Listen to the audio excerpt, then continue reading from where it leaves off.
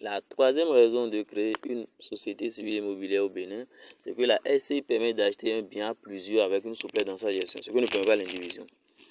Alors, lorsque si je veux acheter un bien avec d'autres personnes, j'ai le choix. Je peux le faire soit sous le régime de l'indivision ou en tant que société civile immobilière.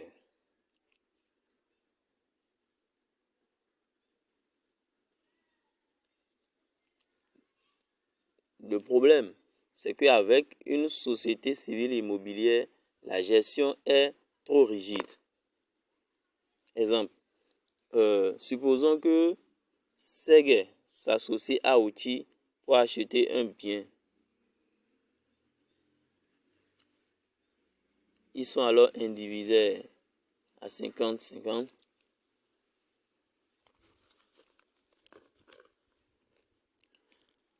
Vous allez le constater.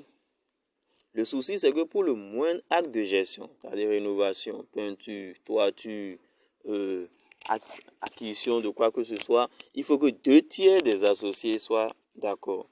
Et même pour aller plus loin, même pour acheter un simple stylo, il faut que 2/3 des associés soient d'accord. Vous conviendrez avec moi que c'est lourd. Par contre, avec une SCI, dans le cadre d'une SCI, on le voit, c'est vraiment simple. Nous avons un gérant qui est nommé par l'ensemble des associés. Ceux-ci lui fixent un certain nombre de prérogatives. Vous allez voir. Celui-ci effectue les actes de gestion et rend compte aux associés. C'est vraiment plus souple si vous avez bien suivi le schéma. Je sais que vous l'avez bien suivi.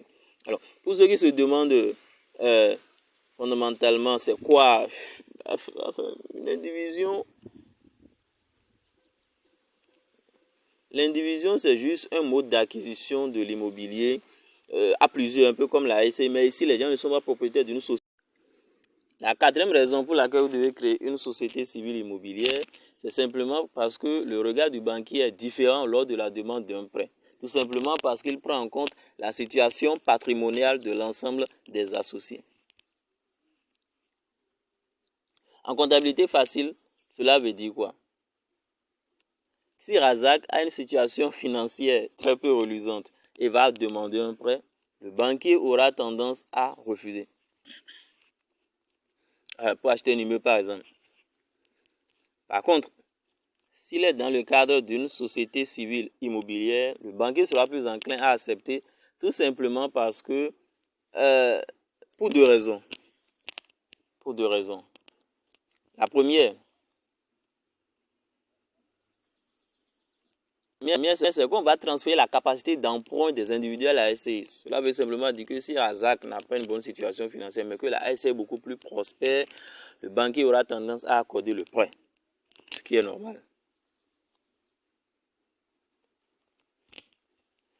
La deuxième raison, c'est que dans le sigle SCI, vous allez le voir, c'est vraiment intéressant, il y a la lettre C mise pour civil. Cela veut dire que tous les associés sont solidairement et indéfiniment responsables de la SCI. C'est un charabia juridique simplement qui veut dire quoi? Qui veut dire que si vous avez 1% des parts, quelqu'un qui a 29% des parts, vous êtes autant responsable des dettes de la SCI que lui. En gros, de façon simple, si vous avez 1%, que le gros Aladji du coin a 99%, que la SCI doit 400 milliards, que le gros Aladji s'enfuit, c'est un exemple qu'on ne souhaite pas qui arrive, la SCI, enfin la banque peut se retourner contre vous, seul pour récupérer l'ensemble des sous. Mais dans l'autre cas, si vous avez une SCI que vous allez à la banque et que dans la SCI, parmi les associés, il y a le gros homme d'affaires Luc Deto qui est dedans, le banquier sera plus enclin à accorder le prêt, tout simplement parce qu'il va se dire que si tout le monde ne peut pas payer, on peut se retourner contre le gros homme d'affaires pour récupérer tous les sous. Vous comprenez pourquoi est-ce que le regard du banquier est différent?